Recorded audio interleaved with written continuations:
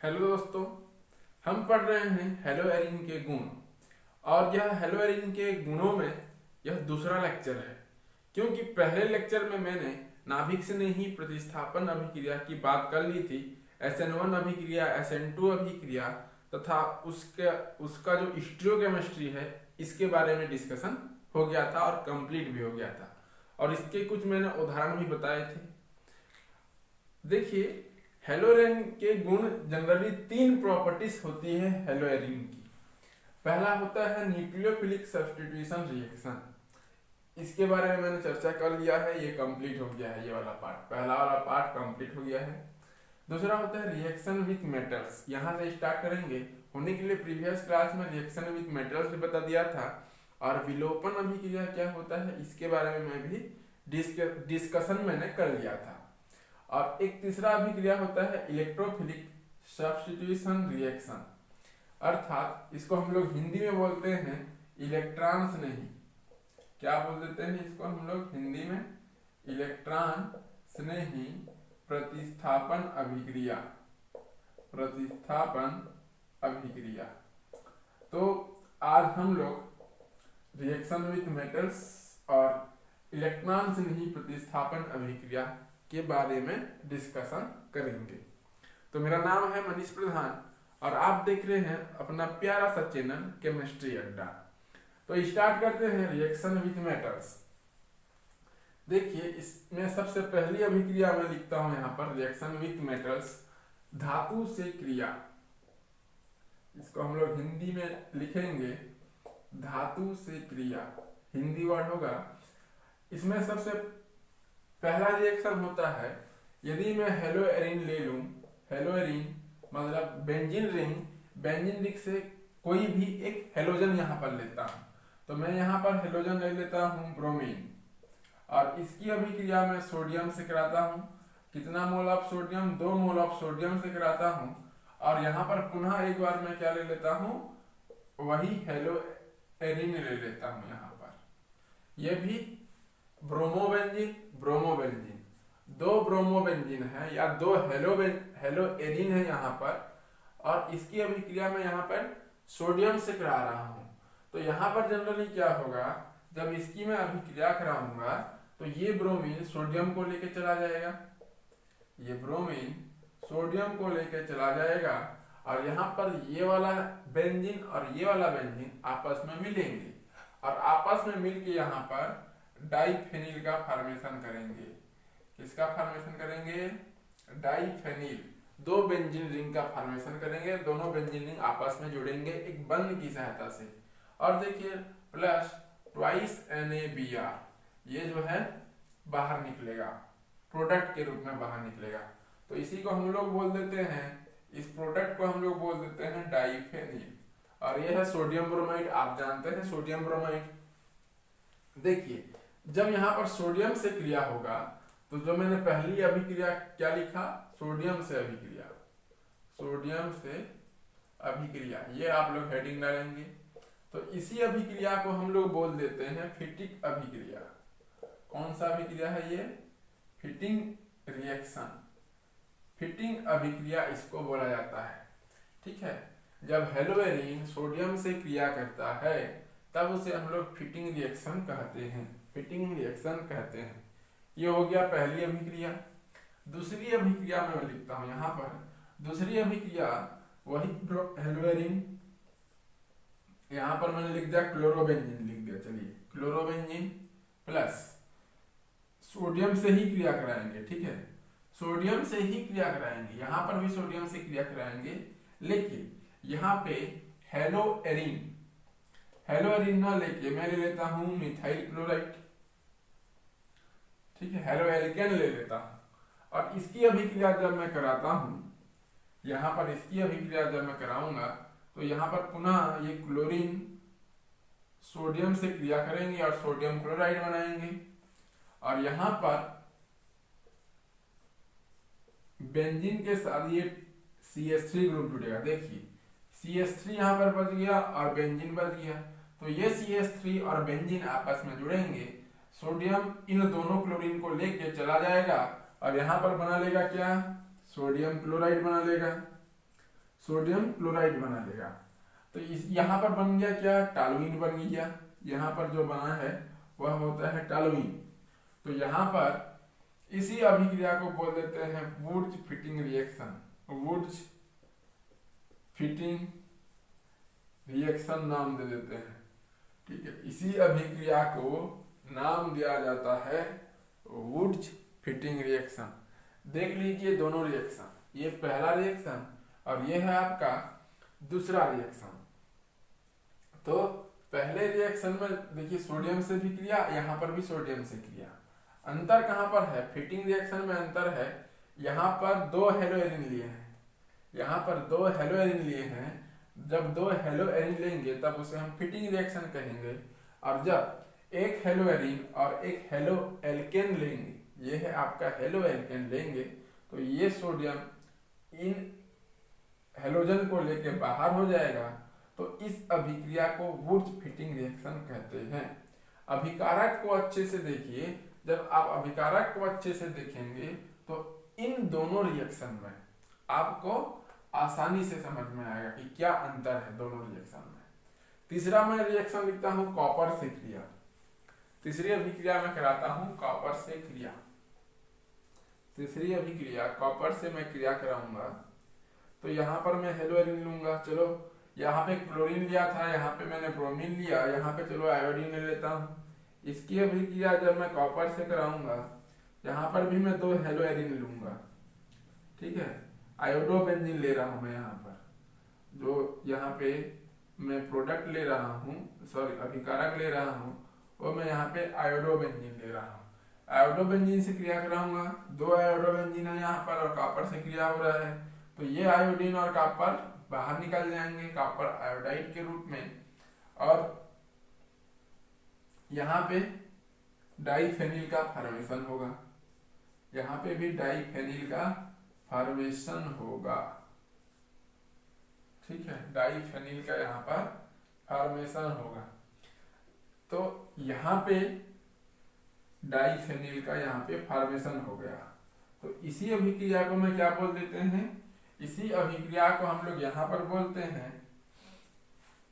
देखिए यहाँ पे 2 न लिख के सिर्फ कॉपर लिखिए, क्योंकि कॉपर की संयोजकता कॉपर 2+ बनाता है और आयोडीन जो है 2 आयोडीन के साथ बंध बनाने की क्षमता रखता है।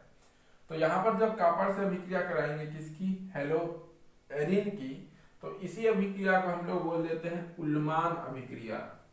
क्या बोल देते हैं, उल्मान अभिक्रिया। ठीक है,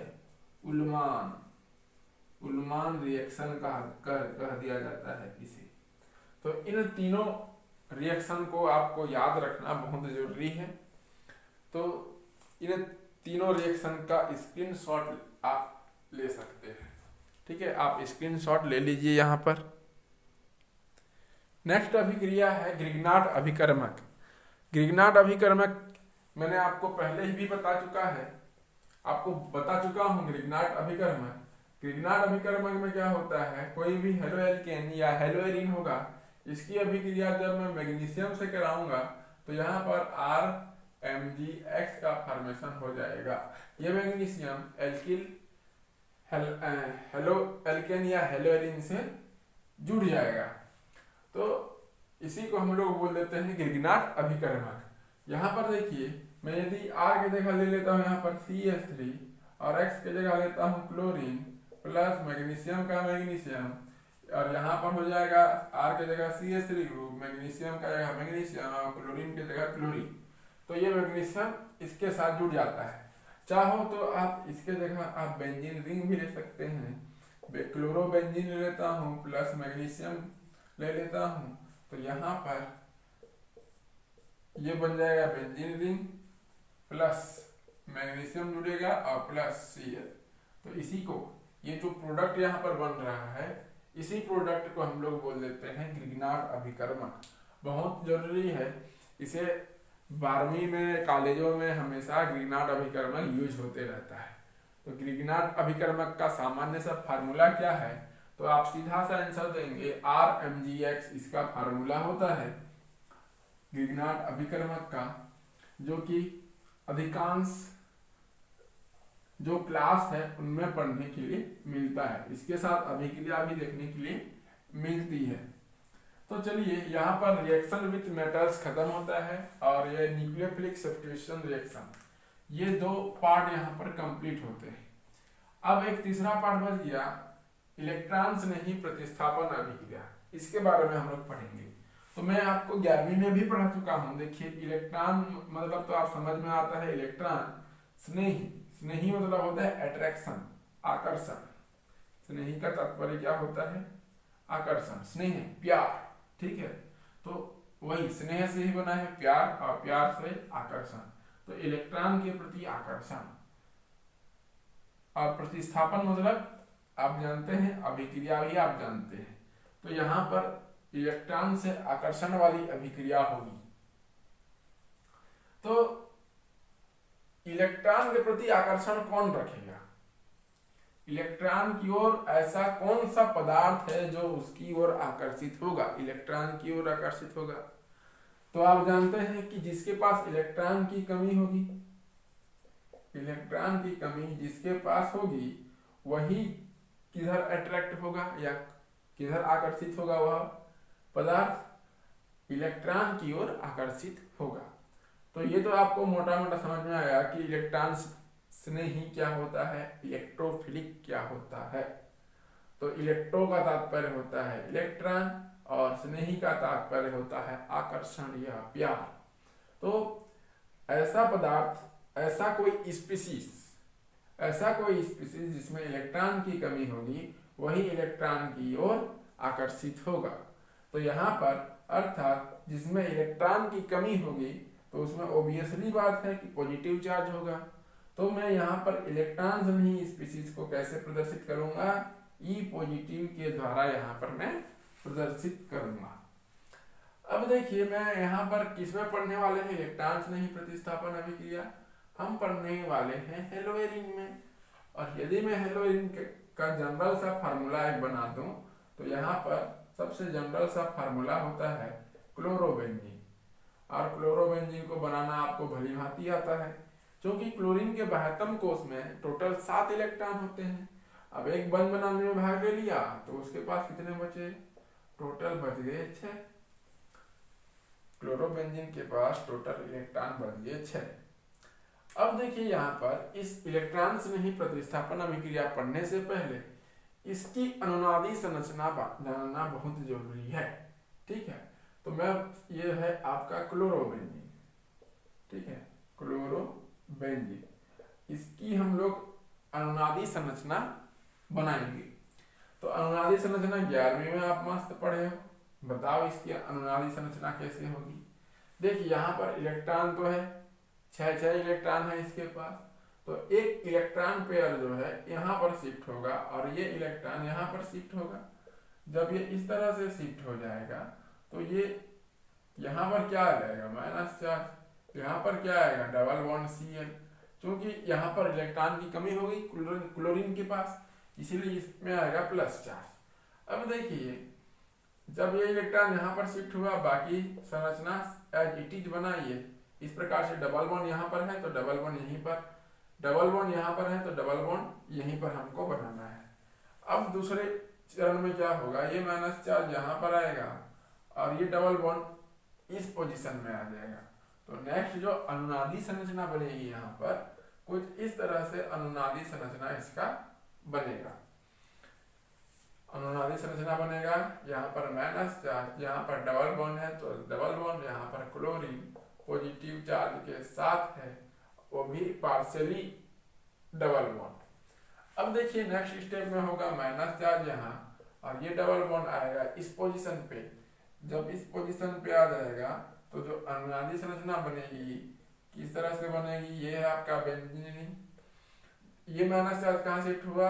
इस वाले बॉन्ड में शिफ्ट हुआ, तो डबल बॉन्ड लगाऊंगा यहाँ पर और माइनस चार्ज होगा यहाँ पर और यहाँ पर तो है ही डबल बॉन्ड।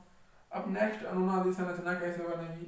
यहाँ पे double bond chlorine positive charge. Next जो संरचना बनेगी कैसे बनेगी? ये माइनस चार्ज यहाँ पर शिफ्ट होगा, सॉरी इस पोजीशन पे शिफ्ट होगा और ये डबल बॉन्ड कहाँ शिफ्ट होगा? क्लोरीन में शिफ्ट हो जाएगा। जब क्लोरीन में शिफ्ट हो जाएगा तो जो अनुनादी संरचना बनेगी कैसे बनेगी, यहाँ पर एक डबल बॉन्ड, यहाँ पर एक डबल बॉन्ड, यहाँ पर डबल बॉन्ड हो गया। अब यहाँ पे क्लोरीन जैसी स्थिति में थी 6 इलेक्ट्रॉन के साथ, तो यहाँ पर 6 इलेक्ट्रॉन में हो जाएगा। तो ये प्रदर्शित करता है क्लोरोबेंजीन अनुनाद, हेलो एरीन अनुनाद प्रदर्शित करता है। और जब अनुनाद प्रदर्शित करता है तो अंतर कहाँ पे आया, देखो ये डबल बॉन्ड यहाँ पर, ये डबल बॉन्ड यहाँ पर। अब देखिए अनुनाद तो प्रदर्शित कर रहा है, लेकिन ये क्या कर रहा है, प्लस मेसोमेरिक इफेक्ट प्रदर्शित कर रहा है। मेसोमेरिक इफेक्ट क्या होता है, इंडक्टिव इफेक्ट क्या होता है, हाइपर कंजुगेशन क्या होता है, ये सारा चीज मैंने 11वीं कक्षा में आपको बताया था और पढ़े भी होंगे, पढ़े थे आप लोग, अच्छे से पढ़े हैं। तो यहाँ पर शो कर रहा है मेसोमेरिक प्रभाव। अब मेसोमेरिक प्रभाव में क्या हो रहा है, इस स्ट्रक्चर को ध्यान से देखिए। इस स्ट्रक्चर में जो मेसोमेरिक प्रभाव के कारण ये क्लोरीन क्या कर रहा है, इलेक्ट्रॉन प्रदान कर रहा है इस बेंजीन रिंग को।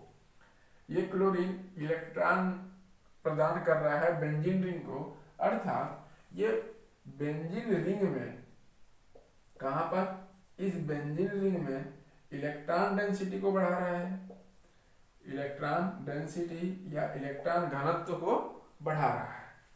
अब जब इलेक्ट्रॉन घनत्व को बढ़ा रहा है और रिंग में पूरे सर्कल में इलेक्ट्रॉन डेंसिटी बढ़ रही है, तो कौन कौन से पोजीशन में इलेक्ट्रॉन डेंसिटी बढ़ रही है, देखिए इलेक्ट्रॉन डेंसिटी बढ़ रही है आर्थो पोजीशन पे, ये देखो आर्थो पोजीशन है, इस ग्रुप के रेस्पेक्ट में ये वाला जो कार्बन है आर्थो पोजीशन कहलाता है, और ये वाला जो पोजीशन है ये पैरा ग्रुप में होता है। तो आर्थो और पैरा इन दोनों पोजीशन में इलेक्ट्रॉन डेंसिटी बढ़ रही है इस बेंजीन रिंग में, किसके कारण, इस हेलोजन के मेसोमेरिक प्रभाव के कारण। इस हेलोजन के मेसोमेरिक प्रभाव के कारण बेंजीन रिंग में इलेक्ट्रॉन डेंसिटी बढ़ रही है। अब इलेक्ट्रॉन डेंसिटी तो बढ़ रही है, तो जो इलेक्ट्रोफाइल है जिसके पास इलेक्ट्रॉन की कमी है वो कहां पर अटैक करेगा, जहां पर इलेक्ट्रॉन अधिक है, और अधिक कहां पर है, आर्थो पोजीशन और पैरा पोजीशन पे है। इसीलिए इस प्लस मेसोमेरिक इफेक्ट के कारण ही, इस प्लस मेसोमेरिक इफेक्ट के कारण ही जो जिसके पास इलेक्ट्रॉन की कमी होती है ऐसा स्पीशीज कहां पर अटैक करता है, तो आपका उत्तर है आर्थो और पैरा पोजीशन पे अटैक करता है। यहाँ पर आपको एक प्रश्न पूछ भी सकता है कि जो इलेक्ट्रोफाइल है वो हेलो एरीन के किस पोजीशन पे अटैक करता है, तो आपका उत्तर रहेगा सीधा सा सिंपल सा कि क्लोरोबेंजीन प्लस मेसोमेरिक इफेक्ट के कारण आर्थो और पैरा पोजीशन पे इलेक्ट्रॉन के घनत्व को बढ़ाता है, अर्थात आर्थो और पैरा पोजीशन पे इलेक्ट्रॉन की संख्या अधिक होती है, इलेक्ट्रॉन घनत्व अधिक होता है, जिसके कारण ये इलेक्ट्रोफाइल ऐसा स्पीशीज जो इलेक्ट्रॉन की कमी होती है वह आर्थो और पैरा पोजीशन पे अटैक करता है। क्लियर है, इतना क्लियर हो गया। अब देखिए एक चीज और है, इतना जो आपको समझ में आ गया कि कोई भी इलेक्ट्रोफाइल या कोई भी इलेक्ट्रॉन स्नेही अभिकर्मक आर्थो और पैरा पोजीशन पे अटैक करता है। लेकिन आपको ये बात भी स्पष्ट होना चाहिए कि ये तो प्लस मेसोमेरिक इफेक्ट के कारण हो रहा है। अब देखिए जब ये बेंजीन रिंग से जुड़ा होता है, बेंजीन रिंग से जुड़ा होता है, इस तरह से बेंजीन रिंग से कोई भी हेलोजन जुड़ा होता है, तो हेलोजन भी तो एक इलेक्ट्रोनेगेटिव एटम होता है। ये जो हेलोजन जुड़ा है कैसा एटम होता है, इलेक्ट्रोनेगेटिव एटम होता है। तो इसके पास भी तो इलेक्ट्रॉन को आकर्षण करने की, इलेक्ट्रॉन को खींचने की प्रवृत्ति होती है इस हेलोजन को। तो जब यह इलेक्ट्रॉन को अपनी ओर खींचेगा, ठीक है, जब यह अपनी ओर इलेक्ट्रॉन को खींचेगा तो क्या होगा, यहां पर इंडक्टिव इफेक्ट हो जाएगा। कौन सा, प्रेरणिक प्रभाव या इंडक्टिव इफेक्ट हो जाएगा, ठीक है। इस केस में जब ये क्लोरीन या जब कोई हेलोजन बेंजीन रिंग से इलेक्ट्रॉन को लेगा तब उसे हम लोग इंडक्टिव इफेक्ट कहते हैं और इसे I से प्रदर्शित करते हैं। तो यहाँ पर चूंकि इस केस में इंडक्टिव इफेक्ट होगा -I प्रभाव शो करेगा। और मैं आपको बता दूं कि जब हेलो एरिन की बात हो, ठीक है, जब हेलो एरिन की बात हो तो हेलो एरिन के केस में, किसके केस में, हेलो एरिन के केस में -I प्रभाव, ये इंडक्टिव इफेक्ट अधिक प्रभावी होता है इस मेसोमेरिक प्रभाव से। नोट कर लेंगे, बहुत ही इंपॉर्टेंट पॉइंट है। और ये एक्सेप्शनल केस है। क्या केस है? एक्सेप्शनल केस है, एक अपवाद है। और -I प्रभाव अधिक डोमिनेंट होता है +M प्रभाव के कारण। इसीलिए यहां पर इंडक्टिव इफेक्ट शो करेगा हेलोजन, मेनली केस में हेलोजन या हेलो एरिन का एक्सेप्शनल केस है, अपवाद वाला केस है कि इंडक्टिव इफेक्ट अधिक प्रभावी होता है मेसोमेरिक प्रभाव के कारण। लेकिन याद रखना, मेसोमेरिक प्रभाव अधिक डोमिनेंट होता है। नॉर्मल स्थिति में देखो, नॉर्मल स्थिति में क्या होता है, नॉर्मल स्थिति में तो हाइपर कंजुगेशन, अति संयुग्मन अधिक प्रभावी होता है मेसोमेरिक प्रभाव से, और मेसोमेरिक प्रभाव अधिक डोमिनेंट होता है इंडक्टिव इफेक्ट से। और इन सब से अधिक डोमिनेंट होता है रेजोनेंस। ये सामान्य स्थिति का क्रम है। रेजोनेंस अधिक प्रभावी होता है, then hyperconjugation, then mesomeric प्रभाव, देन इंडक्टिव इफेक्ट। लेकिन हेलो एरिन के केस में यह एक्सेप्शनल केस है। ये नॉर्मल स्थिति यहाँ पर काम नहीं करती। नॉर्मल स्थिति काम नहीं करने के कारण आपको याद रखना है कि -I प्रभाव +M पर अधिक प्रभावी होता है। अब इस स्थिति में कैसे होगा, आर्थो और पैरा पोजीशन पे तो अटैक करेगा इलेक्ट्रोफाइल पर, तो थोड़ा सा फोर्स, एक्सटर्नल फोर्स अप्लाई करने के लिए लगेगा। अर्थात ये जो हेलो एरिन है ये नाभिक से नहीं प्रतिस्थापन अभिक्रिया तो करेंगे, लेकिन किसके साथ करेंगे, फोर्स के साथ करेंगे। एक्सटर्नल फोर्स यहाँ पर अप्लाई करना पड़ेगा कुछ ना कुछ मात्रा में, तभी ये इलेक्ट्रॉन से नहीं प्रतिस्थापन अभिक्रिया करेंगे। तो इस केस को आप जानेंगे, properties of hello Erin. Clear है? यहाँ पर स्क्रीनशॉट लेना चाहें तो आप स्क्रीनशॉट ले सकते हैं। अब हम पढ़ेंगे इलेक्ट्रॉन्स नहीं प्रतिस्थापन अभिक्रिया के कुछ उदाहरण। आपको ये तो समझ में आ गया कि इलेक्ट्रॉन्स नहीं प्रतिस्थापन अभिक्रिया तो होता है हेलो एरिन में, लेकिन थोड़ा सा फोर्स के साथ होता है, फोर्स अप्लाई करना पड़ता है, क्योंकि हेलो एरिन के केस में -I प्रभाव अधिक प्रभावी होता है मेसोमेरिक प्रभाव की तुलना में। अब देखिए यहाँ पर हेलोजनीकरण में मैं यहाँ पर किससे क्रिया कराऊं, चलो हेलोजन में मैं क्लोरीन से क्रिया करा लेता हूँ, जिसे हम लोग क्या बोलेंगे, क्लोरीनेशन कहेंगे। क्लोरीन से क्रिया कराने पर, ब्रोमीन से क्रिया कराने पर ब्रोमीकरण बोलेंगे, ठीक है। और आयोडीन से क्रिया कराने पर आयोडीकरण बोलेंगे। तो मैं यहाँ पर क्लोरीन से क्रिया करा रहा हूँ, इसलिए क्या बोलूंगा, क्लोरीनेशन या क्लोरीकरण कहूंगा। अब देखिए यहाँ पर कोई भी एक बेंजीन रिंग हेलो एरिन है, क्लोरोबेंजीन है, इसकी अभिक्रिया किससे कराऊंगा, Cl2 से कराऊंगा, क्लोरीन से कराऊंगा। और जब मैं क्लोरीन से यहाँ पर कराऊंगा तो यहाँ पर एनहाइड्रस AlCl3 का उपयोग करूंगा और यहाँ पर बनेगा आर्थोक्लोरो Cl आर्थो, और एक बन जाएगा पैरा प्रोडक्ट, एक बन जाएगा आर्थो प्रोडक्ट और दूसरा बनेगा पैरा प्रोडक्ट। 1,2 डाइक्लोरोबेंजीन भी कहेंगे इसे, 1,2, तो इसको 1,2 क्या बोलेंगे, डाइक्लोरोबेंजीन भी बोलेंगे। ये है आर्थो उत्पाद जिसको बोलेंगे आर्थो प्रोडक्ट। और एक बन जाएगा, ये हो जाएगा 1, 2, 3 और ये हो जाएगा 4, 1,4 डाइक्लोरोबेंजीन, ठीक है, डाइक्लोरोबेंजीन, ये प्रोडक्ट का नाम हो जाएगा। तो यहाँ पर देखिए, जब भी आप हेलोजनीकरण कराएंगे या इलेक्ट्रॉन्स नहीं प्रतिस्थापन अभिक्रिया का यह एक उदाहरण है, हैलोजनीकरण कराएंगे तो आप चाहे किसी से भी क्रिया कराओ, क्लोरीन की जगह आप ब्रोमीन रख सकते हो, आयोडीन रख सकते हो, ठीक है। तो यहाँ पर एक आर्थो प्रोडक्ट बनेगा और यहाँ पर एक पैरा प्रोडक्ट बनेगा। जब आर्थो और पैरा प्रोडक्ट बनेगा तो यहाँ पर देखो ये वाला 80% बनता है और ये वाला 20% बनता है। क्यों बनता है? क्योंकि यहाँ पर क्लोरीन और क्लोरीन दो समान ग्रुप जो है दूर दूर है, तो यहाँ पर प्रतिकर्षण क्या होगा? कम होगा। लेकिन यहाँ पर देखो दो ग्रुप जो है पास पास है, तो प्रतिकर्षण यहाँ पर अधिक होगा, इसीलिए यहाँ पर ये 20% बनेगा और ये वाला 80%।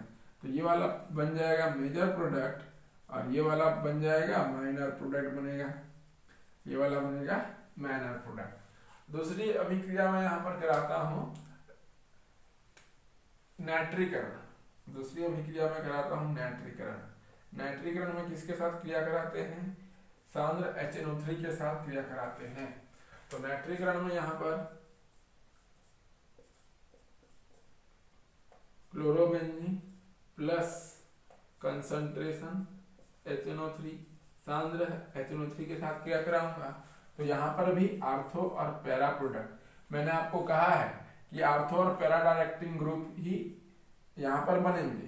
तो यहाँ पर कुछ नहीं करना है, आपको दिमाग अपना लगाना नहीं है, क्योंकि आप कॉन्सेप्ट समझ चुके हो। तो कॉन्सेप्ट में क्या बनना है? केवल आर्थो प्रोडक्ट बनाना है और पैरा प्रोडक्ट ही बनाना है, किसी से भी क्रिया। तो यहाँ पर नाइट्रीकरण से क्रिया हो रहा है, तो कौन सा ग्रुप जुड़ेगा? यहाँ पर NO2 ग्रुप जुड़ेगा। तो यहाँ पे क्लोरीन आर्थो ग्रुप में भी NO2 ग्रुप जोड़ना है और पैरा पोजीशन में भी NO2 ग्रुप जोड़ना है। तो यहाँ पर आर्थो और पैरा दोनों में कौन सा ग्रुप जुड़ गया? नाइट्रो ग्रुप जुड़ गया। मेजर कौन सा होगा? मेजर होगा ये वाला, और ये वाला क्या होगा? माइनर प्रोडक्ट बनेगा। इसका नाम क्या होगा?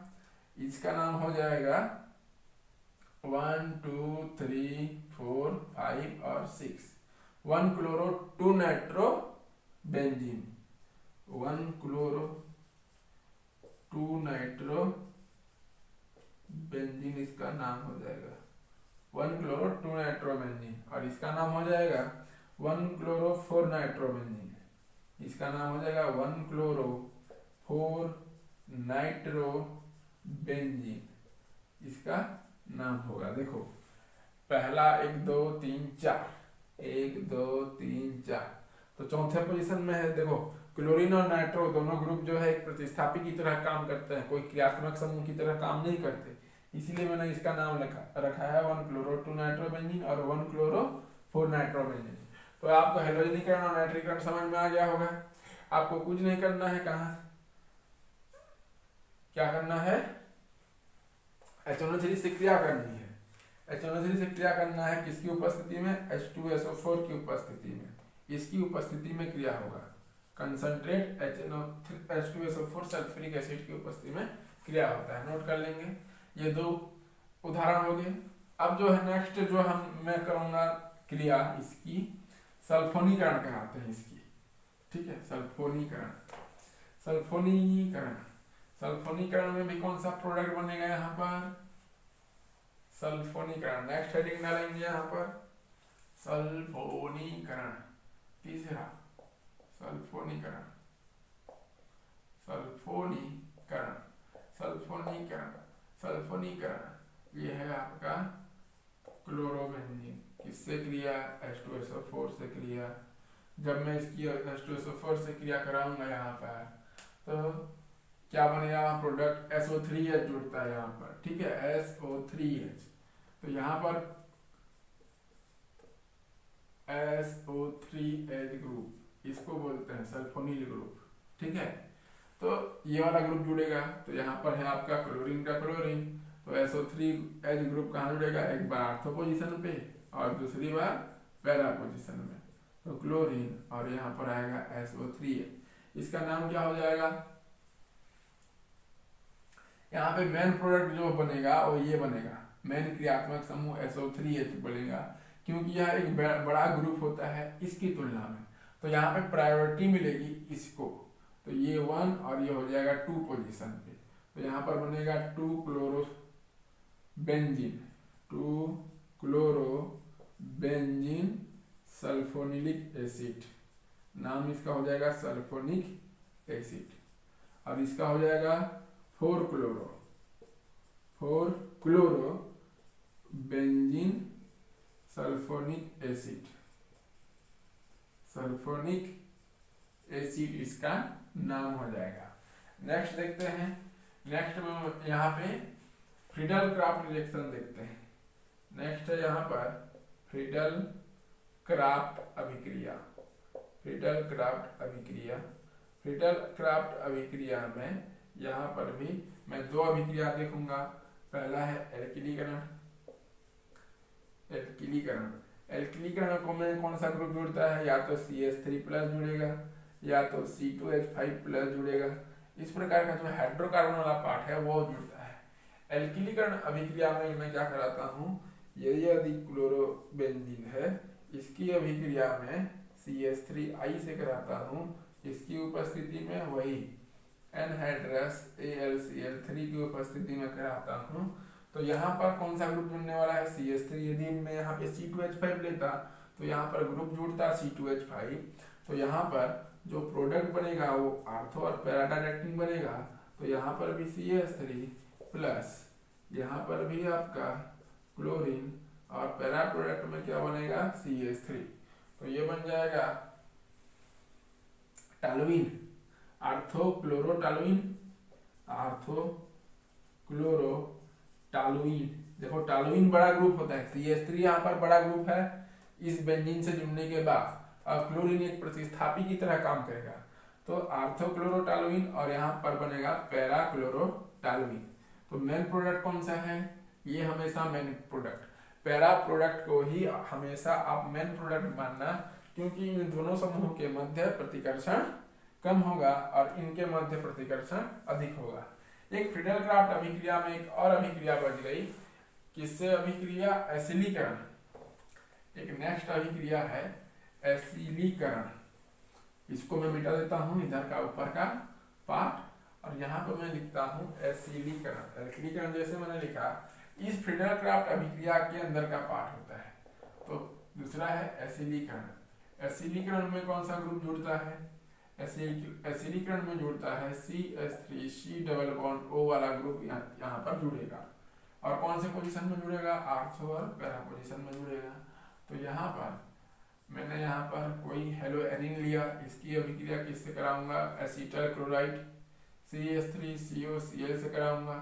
ठीक है, देखो यहाँ पे क्लोरीन है, इसको हम लोग एसीटल क्लोराइड बोलते हैं। कौन सा पार्ट जुड़ेगा, CH3CO वाला पार्ट जुड़ेगा।